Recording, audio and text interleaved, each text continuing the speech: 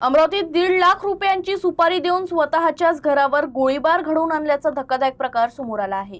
Gadgenagar police ठाण्याच्या हद्दीतील अर्जुन नगरमध्ये निलंबित तलाठी विपुल ठाकरे यांच्या घरावर झालेल्या गोळीबाराचा पोलिसांनी अवघ्या काही तासात छडा लावला। पोलिसांच्या तपासानुसार बाहेरील व्यक्तींनी हल्ला केला नसून विपुल ठाकरे यांनीच हा कट रचल्याचा दावा पोलिसांनी केलाय। या प्रकरणात 4 आरोपींना अटक करण्यात आली असून विपुल ठाकरे अद्याप फरार आहेत।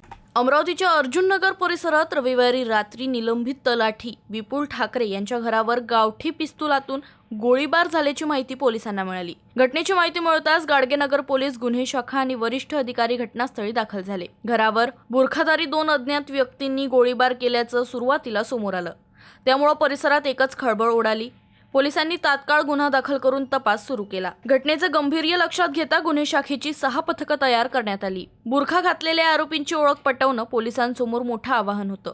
मात्र गुन्हे शाखेचे निरीक्षक दिनेश दहातोंडे आणि अतुल वार यांच्या नेतृत्वाखाली पथकांनी शहरासह परिसरातील 100हून अधिक ठिकाणांचे सीसीटीव्ही फुटेज तपासले। तांत्रिक तपास आणि गोपनीय माहितीच्या आधारे पोलिसांनी आरोपींच्या हालचालींचा माग काढला। तपास पुढे जात असताना हा गोळीबार बाहेरील व्यक्तींनी नसून तर स्वतः विपुल ठाकरे यांनीच घडवून आणल्याचा पोलिसांचा दावा समोर आला। पोलिसांच्या माहितीनुसार स्वतःवर हल्ला झाल्याचा बनाव करण्यासाठी हा कट रचण्यात आला आणि त्यासाठी 1.5 लाख रुपयांची सुपारी देण्यात आल्याचा संशय आहे।